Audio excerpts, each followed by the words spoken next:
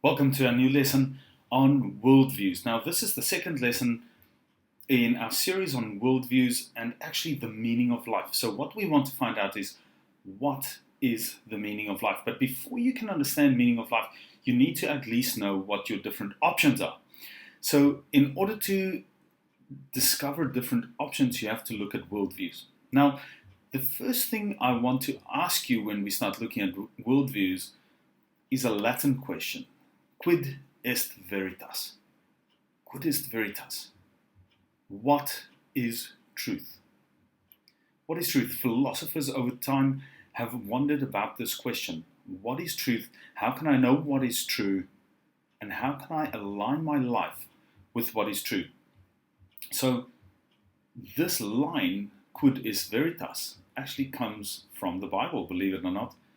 It is when Pontius Pilate is speaking to Jesus, and he says to him, so are you a king like they accuse you? And he said, if you say I'm a king, but he said, Jesus says this, he says, for this I was born, and for this I came into the world, to testify to truth. Everyone who belongs to the truth listens to my voice. This is a massive claim. Jesus says that he was born into this world to testify to truth, and they will listen to his voice. So you can see, once again, here is a Christian claim that is very much abrasive to some people, because Jesus claims to know what real truth is, and that to pay attention to him teaches you what real truth is. But now, Albert Einstein, he was the father of the theory of relativity. And if he said something like, but everything is relative, what does it mean? Does that mean that your truth is relative to mine? Like for myself, that's my truth, and for you, your truth is your truth? I think that's a misunderstanding of what Albert Einstein was trying to say. Albert Einstein believed very much in the same world that Isaac Newton believed in. It was a world of order, not a world of chaos without rules. What Einstein was trying to say is each thing is relative to another thing, not necessarily that there is no truth. So here is a good example to try and explain it. Can you see that if you look at from this perspective, this is what you see, and this is true. It is true. This perspective is also true, but the truth is actually this. It's a different shape. So this person would go, yep, it's definitely a square. This one would go, it's definitely a circle. But the truth is actually that both have a part of the truth, but not the complete truth. And I think that is what Albert Einstein was saying. Relative to the truth, this is what you've got. Relative to the truth, this is what you've got. But the truth is still, objectively, something completely different. Gandhi said this, and I love it. He says, nobody in this world possesses absolute truth. This is God's attribute alone. Relative truth is all we know. Therefore, we can only follow the truth as we see it. Such pursuit of truth cannot lead anyone astray. Now, this quote, I love this quote because Gandhi thought really deeply about it. Gandhi was a Hindu, as you know, but also read the Bible and was very impressed by it. But Gandhi is saying this amazing thing. He says, it is God's attribute alone to know truth. And that is what Jesus is saying. He says, I was born into this world to testify to truth. Have a look at this.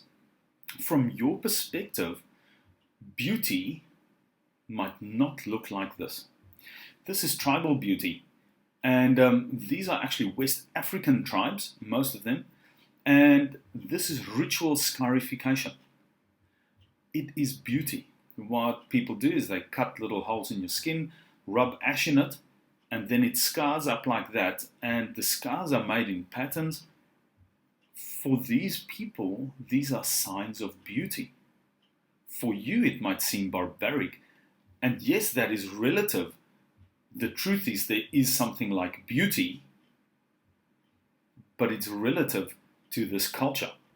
Now, worldviews and food have a massive influence. Can you imagine?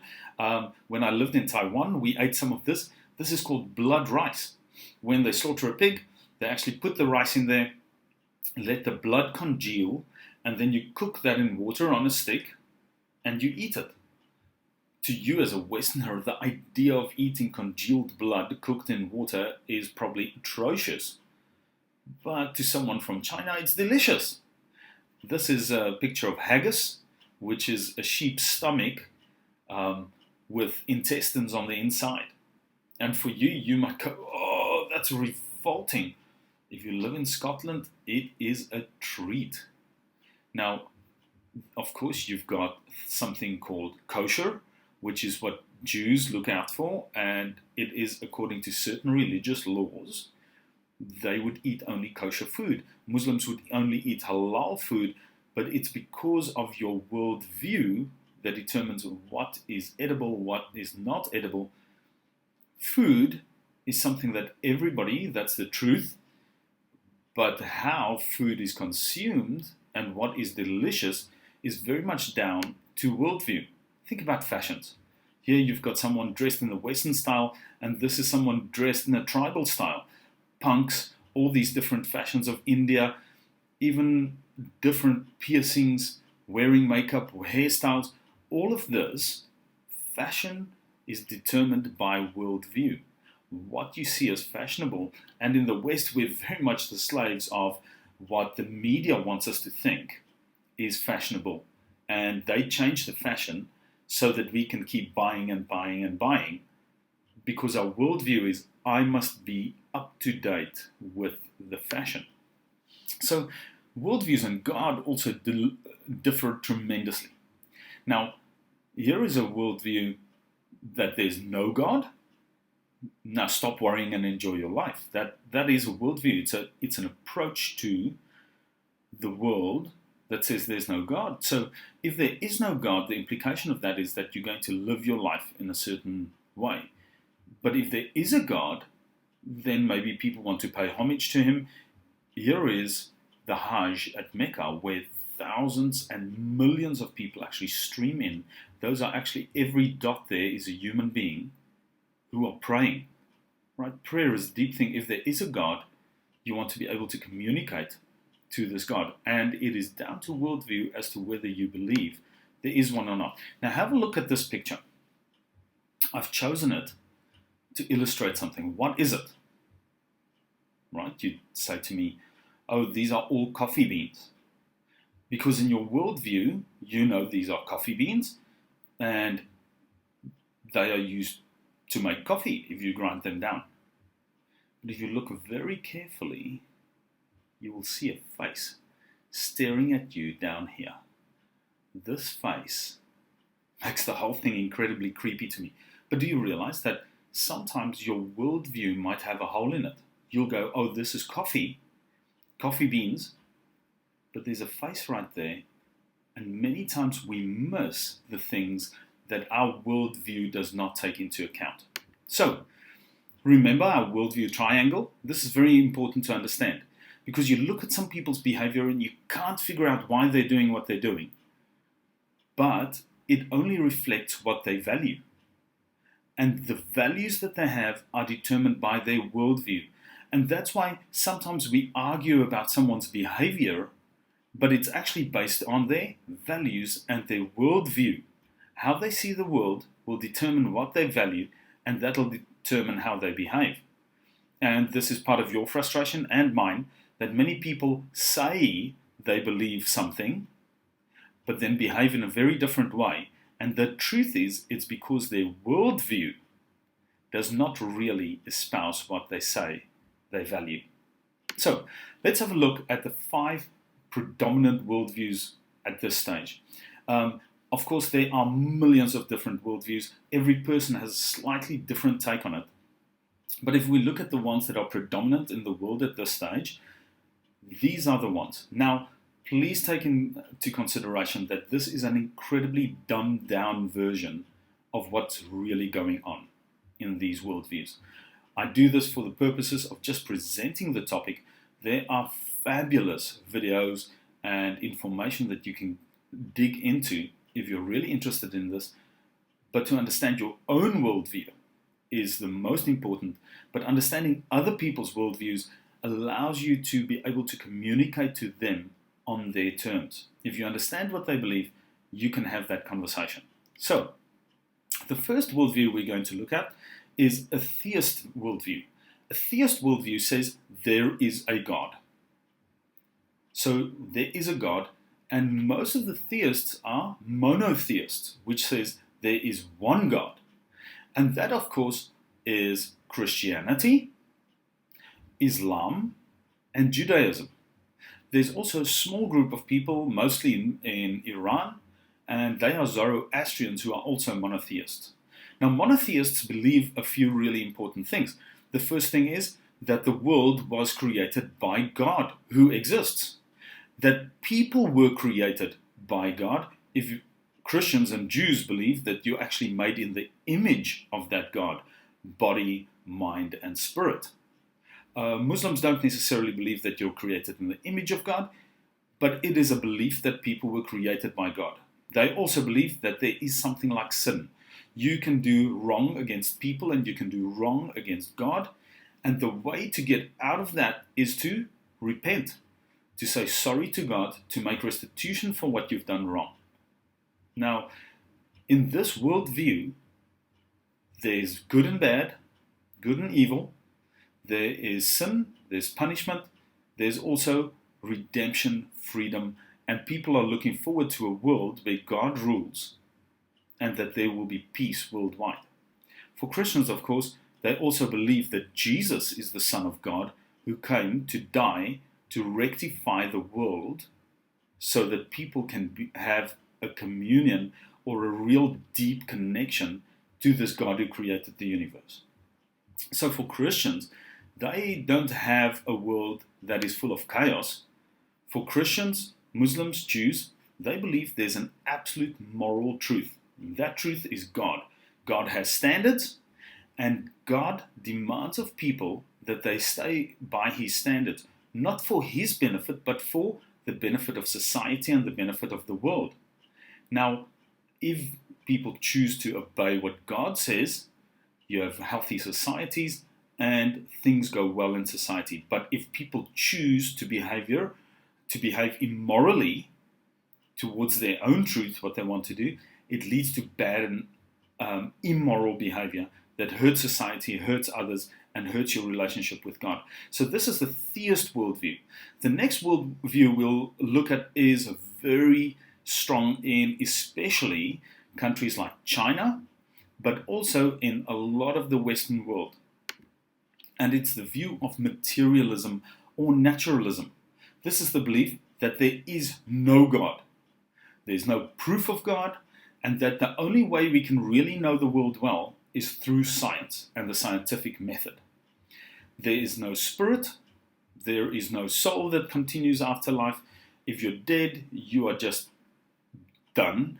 You've got the short time to live on Earth, and you make your contribution. Very famously, the USSR cosmonaut Yuri Gagarin, when he was out in outer space and he was the first man to be in outer space, he came back and he said, "I see no God up here." Right? I went, "Oh, you just went outside our atmosphere." But he's a materialist. He says it's a philosophical view that the only thing that can truly be said to exist is matter. That fundamentally all things are composed of material. All phenomena are the result of material interactions. So if you look at the water cycle, that is just a random happening that happened. The universe kind of created itself because of that small, infinitesimal, random chance that everything just fell into the right role. That humans are not special, they're not created in the image of God. Humans are like all other living creatures. They diverted from each other down the evolutionary path, and you are actually a type of glorified ape that just after a long time acquired consciousness, and that actually your life has no real significance in the big scheme of things, because life only wants to pass on its genes. Yeah, the genetic progression is what nature tries to do. It tries to survive, and it passes on its genes. And you, in this space of time, the only purpose you could possibly have is to maybe do a little bit of good, if good is even a thing that exists in this world, and then eventually you will die, and hopefully you've passed on some of your genes. So for a materialist, to ask a question like what's the meaning of life is almost an irrelevant question, because you have to give it some meaning yourself. The philosopher Karl Marx, he had this dream that if you could get rid of religion, you'd get rid of all the problems in the world, and that led to the founding of the communist state, the USSR, where they banned religion. And the only religion that was allowed was under state supervision with edited religious material that would align with the state. You can still see that happening in North Korea at present, where they want to get rid of the mention of God, and children are actively taught in school that there is no God. This is scientific fact. Now, this is a big debate that we can go into later, but that is the materialist worldview. And materialists view morality as something that humans invented just so that we can get along, because massacring each other is less conducive than actually getting along with each other. The next worldview we're going to look at is a very predominant view at this stage in our society, and it's called postmodernism. If you've ever said, well, you know, that is true for you, but it's not true for me, and well, if that's your view, that's okay. Postmodernism has this idea that truth is not something that really exists. Reality, unlike materialists who say reality is just material, reality does not exist. Reality is this concept that is formed inside your brain of what reality is. If you look at psychology, they'll go, yes, reality is constructed in your brain. And if you look at this picture, it explains very well what they're saying is, this person is saying there's 4, and this one's saying that there's 3, but they're both right.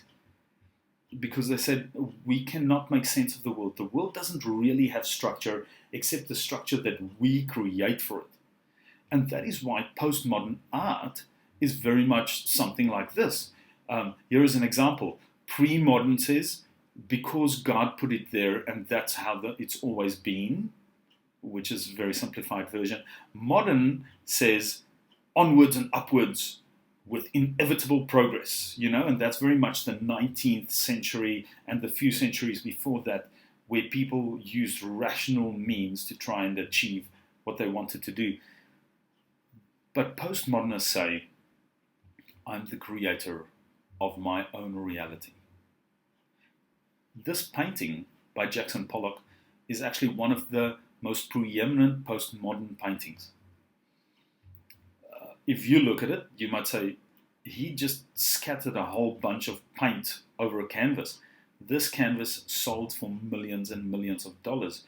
And the attempt that you have to make is that you have to see meaning in this artwork, right? For millions and millions of dollars, you have to find and make up your own meaning.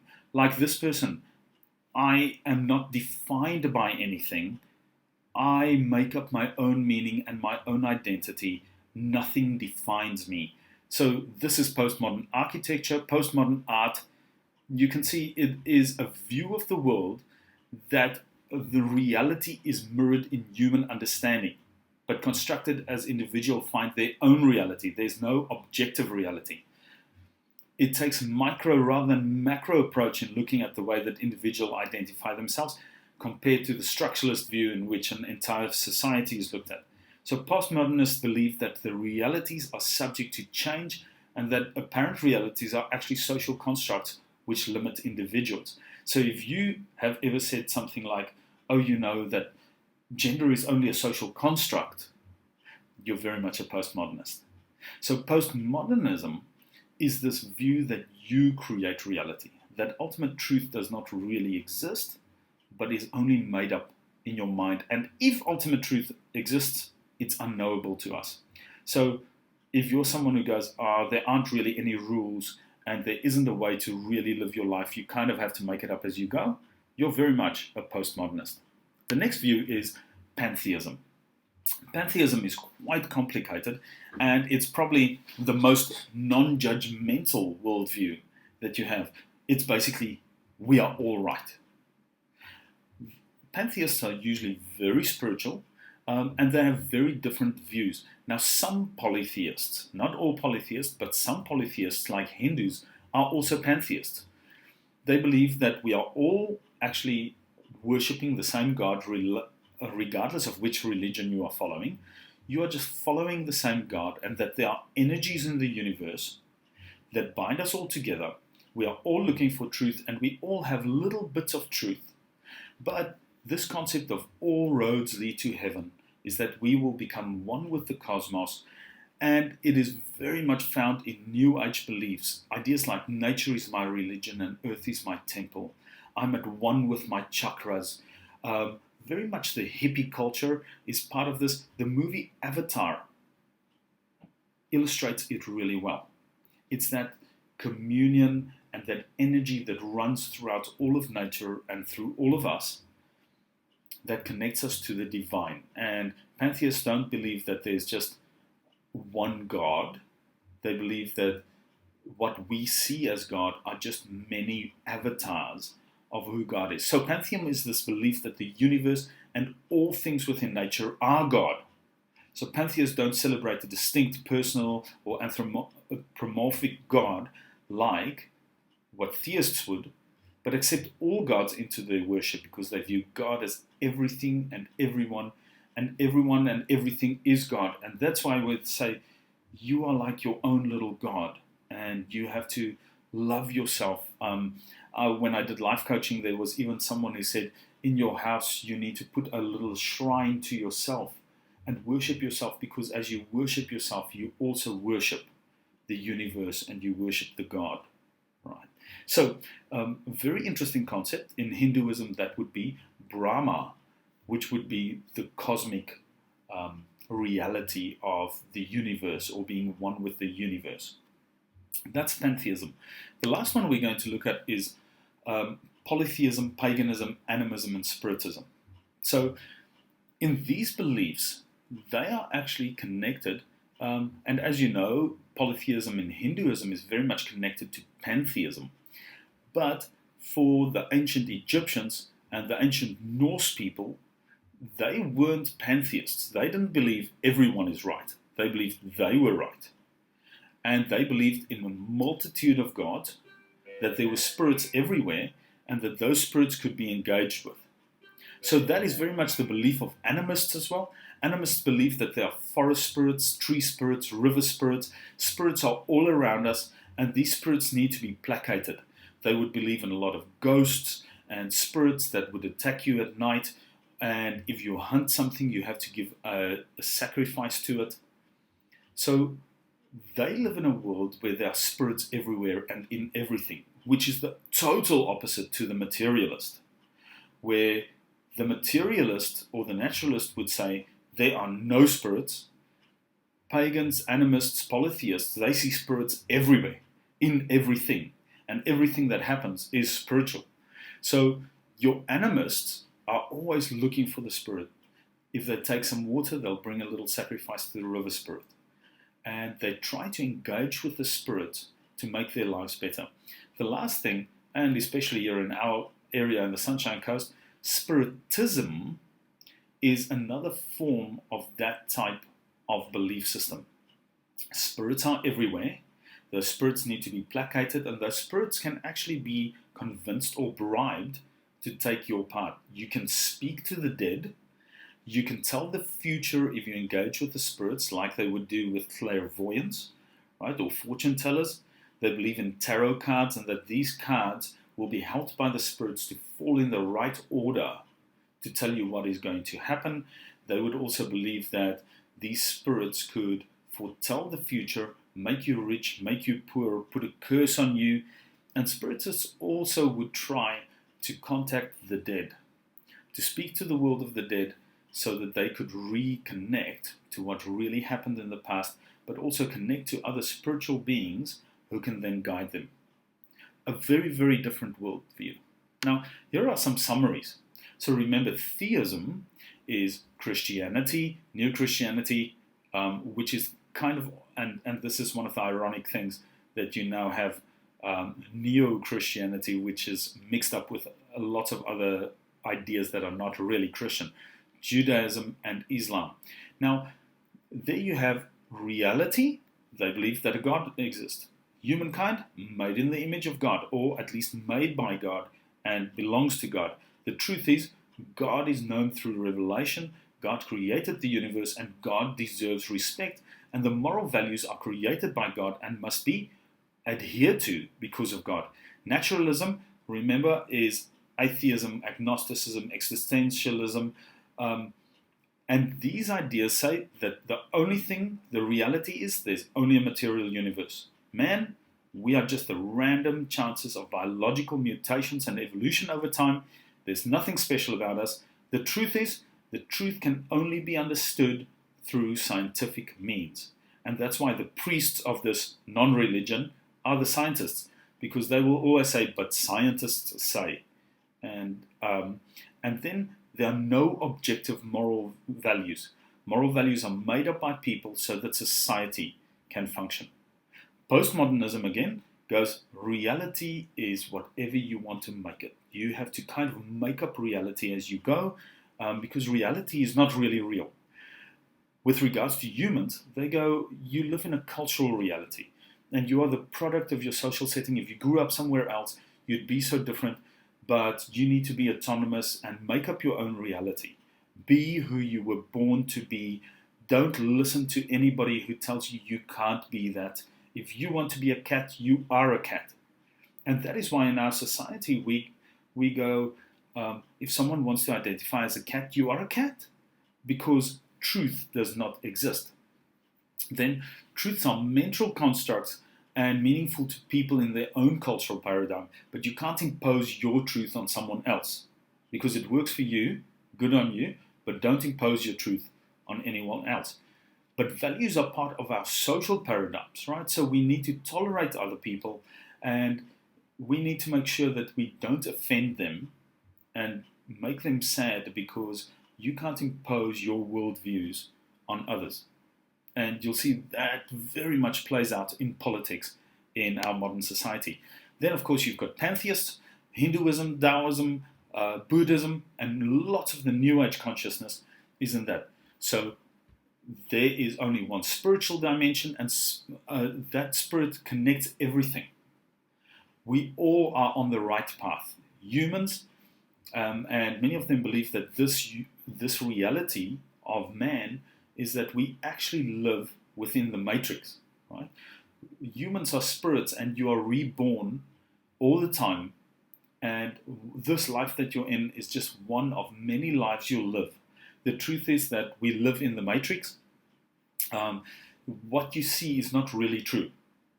You live in the matrix, and when you are reborn, you're born into the matrix again until you can free yourself from this. For Hindus, it's through moksha, that ability to escape the reincarnation cycle. Then the values are, because ultimate reality is impersonal. God doesn't really care about you. The universe doesn't really care, but you have to go by the rules of the universe. Many pantheistic thinkers believe that there is no real distinction between good and evil, but unenlightened behavior is harmful behavior. So you need to behave well so that you can align yourself to the universe, so that you could be reincarnated to a higher level. Then spiritism, polytheism, paganism, animism. The world is populated by spirit beings everywhere. Every tree, every river, in the sky, underground, everywhere are these natural spirits. And the earth is almost like a mother itself. Pantheists very much hold this view as well. But material things are real, but they have spirits associated with them. Man is a creation of the gods like the rest of creatures, and often tribes or races have special relationship with some gods. And that's why there are so many gods, because the spirits are everywhere. And of course there are good spirits and bad spirits. Very much old Celtic religions, Norwegian religions, all of those Nordic religions had these concepts. But the truth about the world is discovered through the shaman figure. So there's a holy man, and that holy man putting you in a trance or getting messages from the gods communicates with you, or events that you see, like for the Nordic peoples, it was very much if a crow flies over you, that's a sign that Odin wants you to go into a direction because it's a good omen if you see a crow. If you see a black cat, that's a bad omen, right? So that is truth, is revealed to you, but you don't really have control over your life. So moral values take the form of taboos. If you look at a lot of Australian indigenous religions as well, taboos are things like, oh, you're not allowed to climb the Glasshouse Mountains because they are spirits, they are earth giants. That's a taboo. A woman cannot do certain things, men cannot do certain things because they are taboos, which are things that irritate or anger these various spirits, right? You know, that is why Uluru can no longer be climbed, because it's irritating the spirits of Uluru. So it's important to avoid irritating evil spirits. So if you are a materialist, can you imagine the whole topic of Uluru? If you're a materialist, there are no spirits. You cannot even begin to understand why someone with an animist type of view of the world doesn't want you to climb this big red rock. If you're a pantheist, you can completely get it. If you are a theist, you understand it, but you wouldn't agree, because theists, remember, believe that there are things that are like a tree, does not have a spirit. A tree is just a tree, a river is just a river, the sun is just the sun. All of them don't have spirit. So that's why when we talk about spiritism, polytheism, paganism, animism, it is very important to understand how these people see the world so that you can communicate with them even better. Now, what are the implications of these very different worldviews for human societies? Now, you can imagine most of these worldviews come in conflict, especially with a materialist worldview. A materialist worldview has no tolerance for all these weird beliefs that people have about their gods and what happens. And that's why usually in secularist materialist societies, they want to marginalize religious belief, and that is something that you can see happening in politics at this stage. Don't bring your religion into it. You know, why do you have to push your religion on everybody? That's very much where materialism clashes. If someone like a postmodernist needs to engage with things, they'll go, oh, whatever you want to believe, because it is your perspective. You just believe it. I won't judge you. Because remember, in a postmodernist society, like where we are living, and I think the predominant two worldviews at this stage are naturalism or scientism, and the other one is postmodernism. For postmodernists, the worst thing you can do is be judgy. Don't judge other people. And you'll see that on posts all the time. Don't judge, don't judge, don't judge. Because reality is constructed by me and I can do whatever I want to. Now, you can see that leads to a lot of conflict, because theists would say, what you are doing is breaking God's law.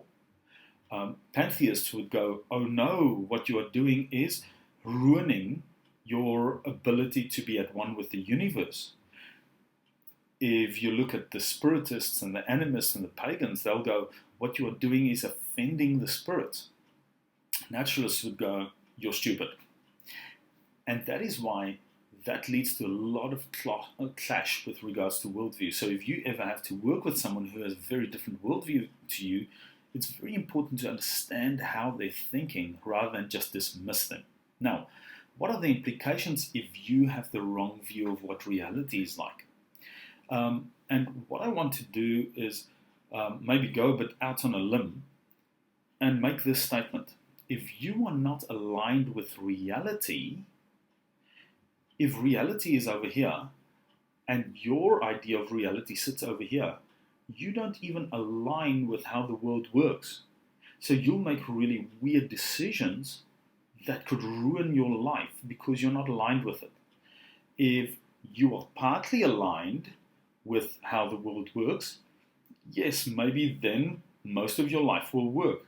Only if you're completely aligned with how the world works will you be able to fully understand it. And that brings a big implication, remember, where we started right at the beginning. Quid est veritas? What is truth? We need to find out what truth is so that we can be aligned with truth, so that we can live a life that is closer to what the reality of the universe is. And that is where a big clash happens. Some people go, the reality of the universe is there is no God, or the reality of the universe is there definitely is a God and he needs to be respected and honored. So, the last question is this: which worldview are you closer to? Now, from this lesson, you would have picked up my bias very quickly. And of course, I am biased because I believe that there is a worldview that is more closely related with reality than many of the others. And that offends a lot of people, especially if you're a postmodernist. How dare you have a worldview that excludes others? Now, which worldview are you closer to? Please go to the Google Classroom. There's a document there for you. I'd love for you to complete it. Have a lovely day.